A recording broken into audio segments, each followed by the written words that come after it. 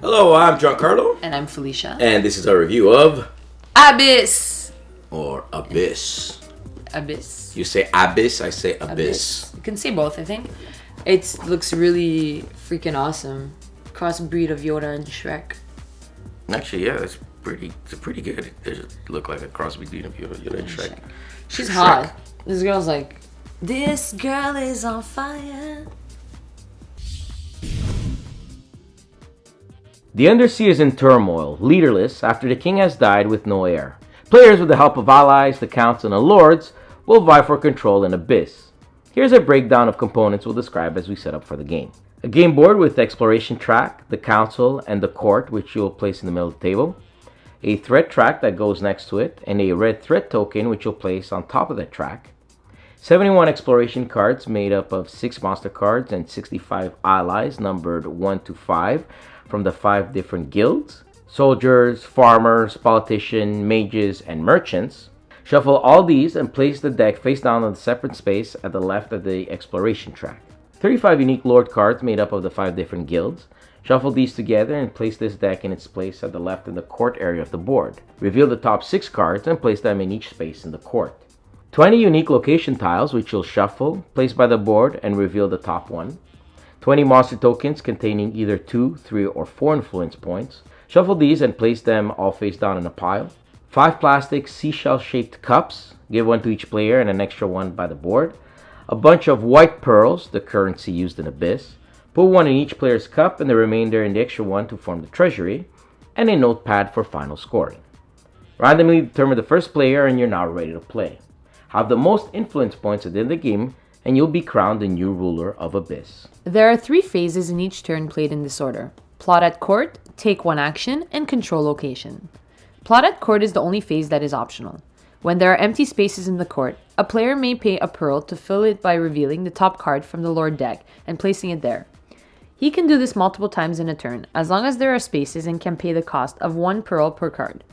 The second phase, take an action, allows you to perform one of these actions. Explore the depths, found at the top of the board.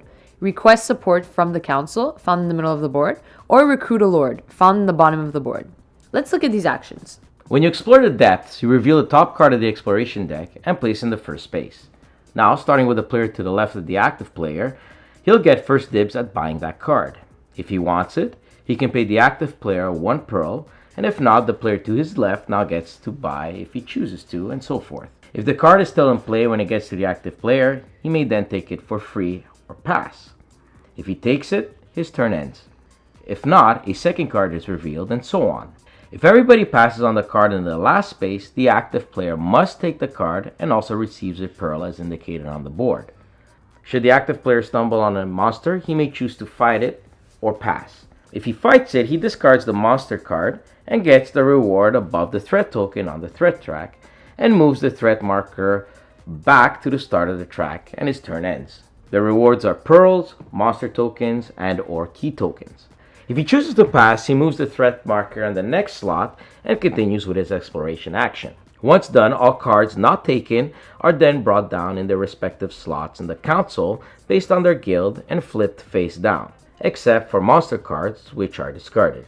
This brings us to the next available action, request support from the council. Here, the active player simply chooses a pile of cards from a guild from the council and adds it to his hand. Don't worry about maximum hand size, there is none. Lastly, a player may choose to recruit a lord as his action.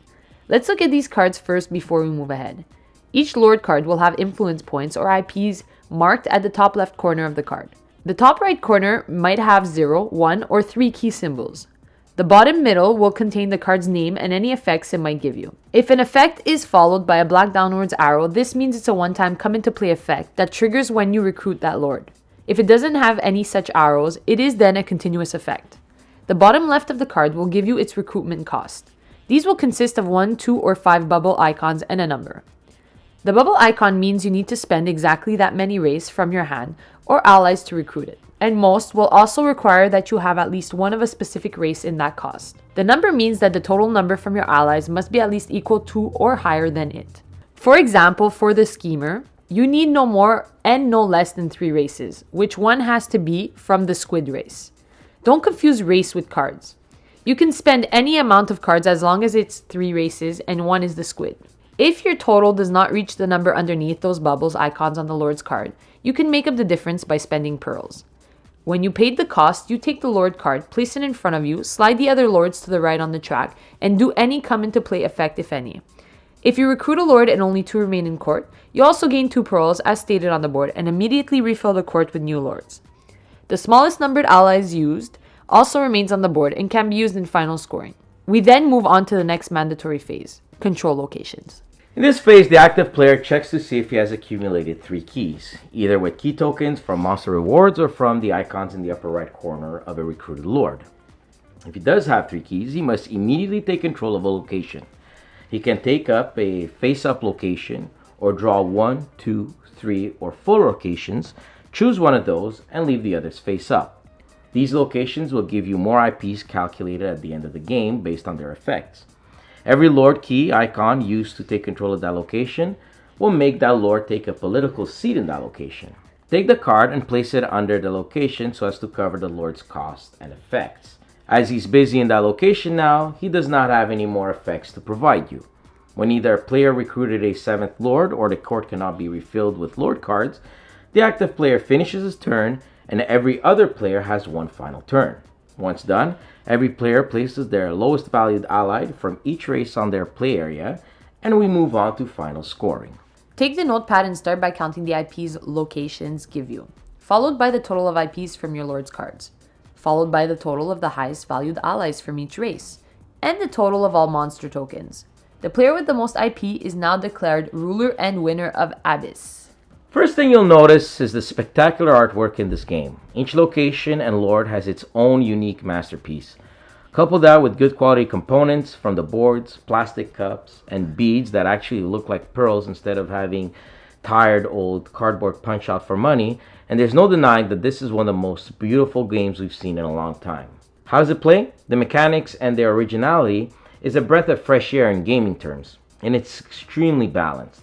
Most actions you do will inevitably give you more choice to the other players, from drawing from the exploration deck to drawing locations, so the more choice you give yourself, the more choice you offer onto others. There's a little thing that does bug me about the game though, and that's even though you might give more choices to other players, the choices are in fact limited, and even more so for making the right choice. There are always certain musts that you must do on your turn. For example, you will always pay a pearl for a number 5 ally, or you will always explore if you need pearls. So sometimes it feels like you're just going through the paces of what's the best choice, as if the game is playing you and you not it. There is even a light but persistent luck factor in the game, from drawing allies, locations, or monster tokens. But in this aspect, everybody is in the same boat, and that's why it's kept balanced. There are, though, in its defense, some good strategies you can do to mitigate and offset some of the limited choices, which is nice. Most of our games ended with pretty tight scores. The many different lords and locations always add to replay value, and the time it takes to play this game is just right, as opposed to some other games where it just gets long or it's too short for your strategy to kick in. Another point about timing, the low downtime between turns is a plus.